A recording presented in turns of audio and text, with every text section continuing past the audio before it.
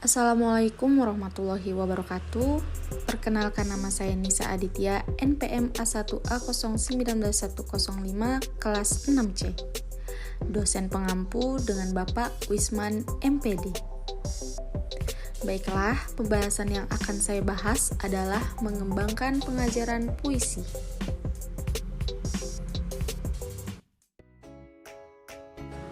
Baik, puisi bukan hanya sebatas kata-kata yang mewakilkan perasaan, tapi lebih dari itu.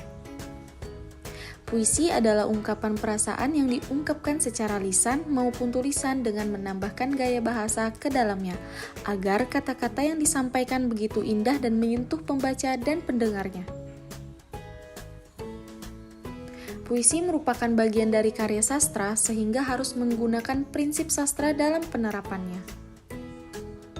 Saat pembelajaran menulis puisi, banyak siswa yang menganggap bahwa puisi ini hanya sekedar materi tambahan yang terkadang disepelekan oleh banyak siswa. Dengan demikian, nilai apresiasi yang dilakukan siswa tidak ada, sehingga kemampuan siswa dalam belajar puisi masih rendah.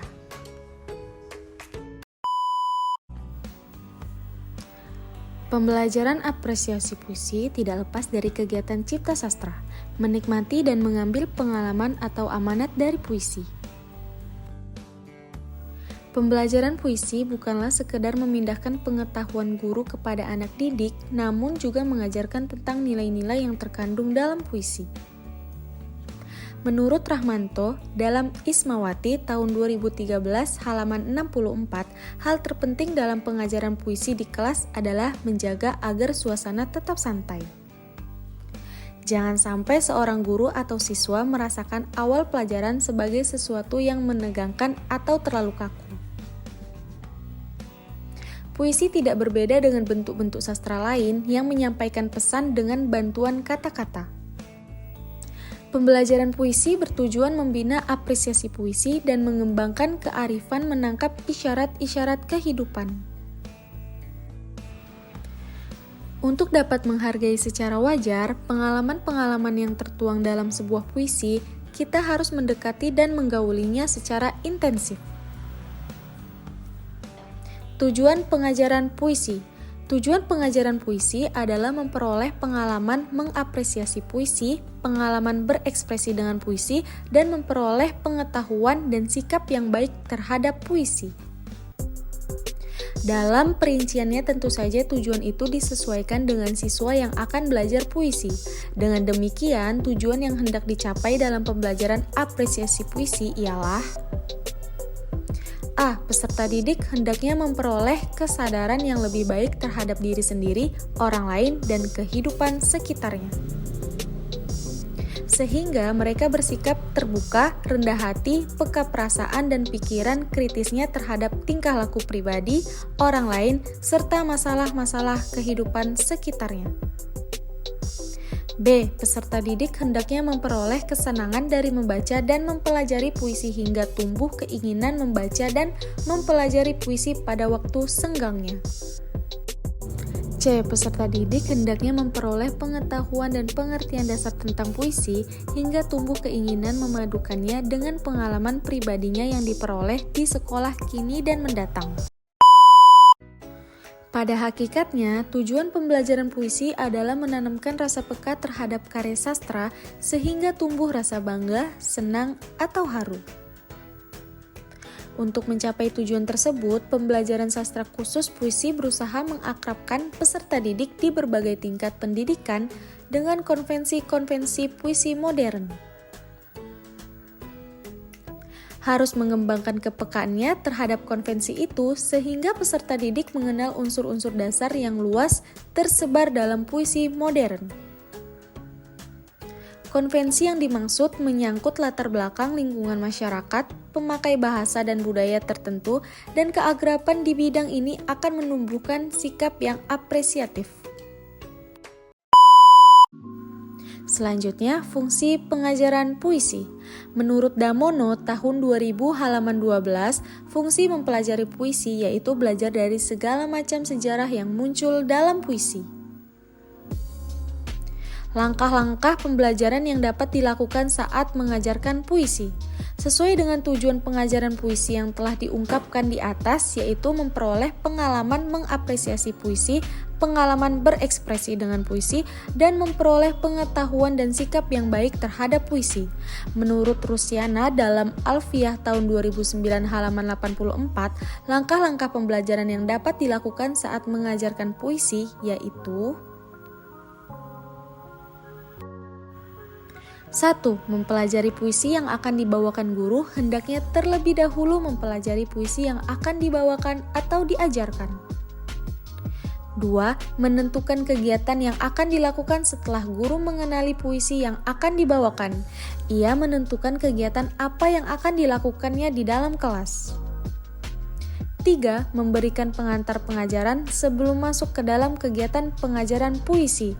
Guru memberikan pengantar yang maksudnya menarik perhatian siswa pada pokok yang akan dipelajari. Yang keempat, menyajikan bahan pengajaran. Dalam menyajikan bahan pengajaran, terlebih dahulu guru hendaknya menciptakan suasana belajar mengajar yang menyenangkan. 5. Mendiskusikan puisi yang telah dibaca. Diskusi dilakukan untuk lebih mendalami puisi yang telah dibaca dalam diskusi tentang puisi yang telah dibacakan. 6. Memperdalam pengalaman. Guru berusaha agar siswa memperdalam pengalaman mereka tentang puisi, yaitu memberi kesempatan kepada siswa untuk membaca puisi dengan nyaring, agar lebih bisa menjiwai. Selanjutnya, cara mengembangkan pengajaran puisi. 1. Melakukan aktivitas apresiasi puisi. Untuk memotivasi peserta didik agar gemar membaca sastra puisi, karya penyair terkenal, atau menuliskan pengalaman hidup yang mereka alami. Seperti melakukan perjalanan jauh, merasakan sakit hati, merasakan kekecewaan, mendapat kebahagiaan, maka peserta didik diharapkan mendapatkan bimbingan yang memadai dari guru. Yang kedua, menggunakan metode pengajaran sastra puisi di sekolah. Peranan guru yang sangat penting dalam pengajaran bahasa dan sastra memberikan pengetahuan kepada peserta didik, baik pengetahuan bahasa maupun sastra. 3. Pemilihan bahan pengajar.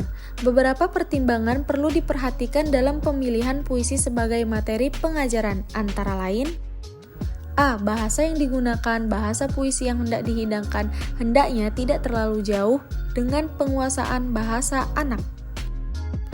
B. Tinjauan dari segi kejiwaan seperti aspek pengajaran sastra yang lain atau setiap pelaksanaan pengajaran pada umumnya tentu selalu mempertimbangkan pemilihan bahan dari segi kejiwaan. Bahan pengajaran harus sesuai dengan tingkat perkembangan jiwa anak sejalan dengan tujuan pendidikan yang hendak dicapai. C. Tinjauan dari segi pendidikan. Puisi yang dihidangkan sebagai bahan pengajaran harus sanggup berperan sebagai alat pendidikan menuju ke arah pembentukan keutuhan pribadi anak. Pengajaran puisi seharusnya mampu mengembangkan aspek kejiwaan anak, antara lain cipta, rasa, karsa, dan bahkan juga aspek kemampuan indera anak. D. Tinjauan dari segi keindahan. Tiap karya sastra memiliki kadar keindahan tersendiri, demikian juga halnya dengan puisi. 4. Penyajian bahan pengajaran. Puisi sebagai suatu seni memiliki 3 aspek. 1. Bahasa sebagai media ekspresi. 2. Pengalaman jiwa sebagai sesuatu yang diekspresikan. Dan 3. Wujud bentuk sebagai perwujudan teknik ekspresi. Ketiga aspek tersebut merupakan satu kesatuan yang utuh yang tidak dapat dipisahkan. Puisi sebagai bahan pengajaran dapat ditempuh sebagai berikut. 1. Menerangkan hubungan kata dan struktur kalimat pada baris-baris puisi.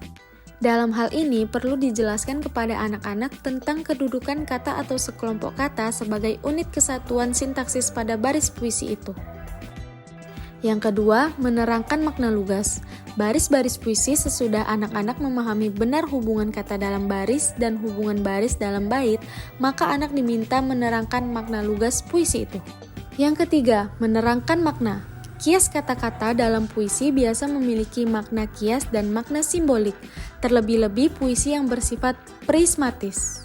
Yang keempat, meresapi unsur-unsur estetik. puisi sesudah memahami benar struktur kalimat baris-baris puisi. Yang kelima, evaluasi hasil pengajaran puisi. Evaluasi pengajaran puisi harus sejalan dengan tekanan atau titik berat utamanya, yakni pembinaan apresiasi. Kesimpulannya, pembelajaran apresiasi puisi tidak lepas dari kegiatan cipta sastra, menikmati dan mengambil pengalaman atau amanat dari puisi. Pembelajaran puisi bukanlah sekedar memindahkan pengetahuan guru kepada anak didik, namun juga mengajarkan tentang nilai-nilai yang terkandung dalam puisi.